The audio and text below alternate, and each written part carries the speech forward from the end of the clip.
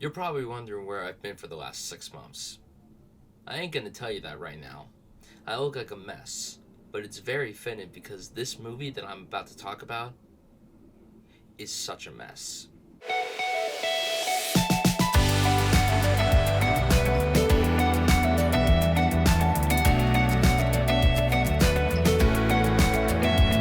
Hello one and all, and welcome back to the channel for another movie review. This time I am here to talk about Olivia Wilde's second directorial effort, Don't Worry Darling, which stars a fantastic cast that consists of Florence Pugh, Chris Pine, Nick Kroll, Gemma Chan, Kiki Lane, Olivia Wilde herself, and of course, Mr. Harry Styles. If you've seen the trailers for this movie, you know that it's going for a very psychological thriller type of movie mixed with elements of like the Stepford Wives and Black Mirror, perhaps. Ooh, spooky stuff. My hype for this movie was really high at the start of the year. If you guys remember, I did a video discussing my most anticipated films of the entire year.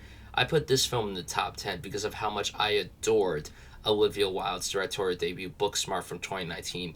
That's one of the best coming-of-age films of the past few years. I adored that movie so much. I was blown away by the skills that Olivia Wilde had behind the camera. So naturally, of course, I was really excited to see what she was going to do next. And then when it was announced that she was going to be doing this psychological thriller set in the 50s with a cool spin and this cast, my hype was really high, and I thought the trailers were really good. And then all this drama came out. Now, I'm going to just say that the drama surrounding this film doesn't affect my feelings towards the film whatsoever. And how did I feel about Don't Worry Darling? Well, it was really disappointing. Let me be very clear and upfront. This is not a terrible movie by any means. Let's get the positives out of the way first, because there are plenty of things to praise and sing about. One of those praises, of course, is Florence Pugh. She is stunning, she is talented, she carries this movie on her shoulders, and she knocks it out of the park as Alice. This is a fantastic performance. She really goes in, and she delivers, in my opinion. I think she was the best part about this entire movie. But also, I want to give a shout out to the fantastic imagery from Matt Libatique. It's really beautiful to look at. And I saw this thing in IMAX, and oh my god, I have to also commend the sound work. That was great. I think the production design is gorgeous, and the costume work is great. On a technical level, this is a very incredibly well-made film. And I'm not going to lie, when it came to the score, which I thought was pretty good, it kind of reminded me a lot of Hans Zimmer's score for Dune, to where you would watch the movie, and then all of a sudden, whenever something happens, you would just hear a choir, like, belt their heart out. I'm not going to lie, it made me laugh. I thought it was pretty great. And also, I want to shout out, like, Gemma Chan, I thought she was good. Chris Pine is a delicious villain. He will eat, it's delicious. He went in, and I really appreciate that. I love Nick Kroll, so seeing him in this movie was such a delight. Even though his role was pretty small, it was just very interesting to see him in this film. And Olivia Wilde's performance, while not great, not terrible either. But let's get into the negatives.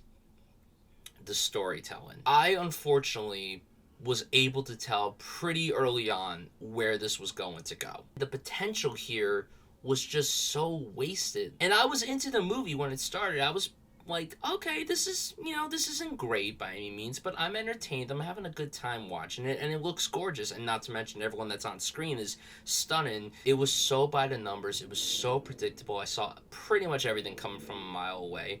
And by the time the twist was revealed, I was really taken out of the movie. There were parts that were pretty thrilling. There's a really exciting car chase at the end of the movie. You've seen it in the trailers and the commercials. It's really thrilling. It's very exciting and really, really well done.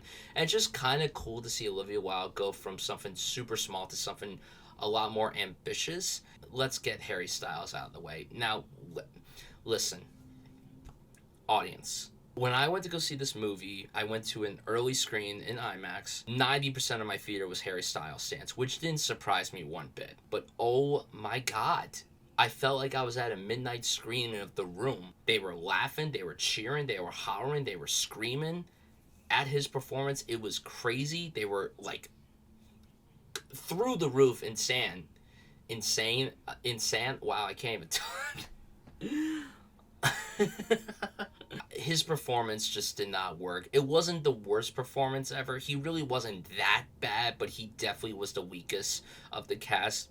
And you could tell it's because he doesn't have the acting experience that pretty much everyone else has in this film. And he's a really talented singer. I love his music, don't get me wrong, but as an actor, he hasn't really won me over yet, and that's really disappointing. And he has scenes where he has to scream from the top of his lungs and evoke emotion, and unfortunately, it was kind of laughable. I hate to say it, but in my humble opinion, it was a little embarrassing. If this film wasn't as predictable as it was, I probably would have walked out of the movie a lot more positive than I was. Now, that being said, I'm still interested to see whatever else Olivia Wilde does behind the camera. She has talent. It's a beautiful looking film, and the performances, for the most part, are pretty good, but the screenplay just really boggled down my interest in the movie. There was a lot of potential here. It was really, really wasted. This is one of the biggest disappointments of the year, and I'm going to give it 2.5 out of 5 stars. Not a terrible movie by any means, but really a gigantic letdown. I think if you're going to go into this movie hoping for a great time, you might get that, but for me personally, I just wasn't as wowed by this as I wanted to be. So guys, tell me down below what you thought of Don't Worry Darling if you saw it. Tell me what you think of Olivia Wilde as a director. Tell me what you think of Harry Styles as an actor. And do you agree that Florence Pugh, Miss Flo, is just one of the best working today? Guys, seriously, from the bottom of my heart, thank you so much for watching this review. Please subscribe, hit that notification bell to never miss a video, hit that like button, follow me on all social media platforms. Stay tuned for more content. Thank you guys so much for watching this review, and I'll see you guys soon.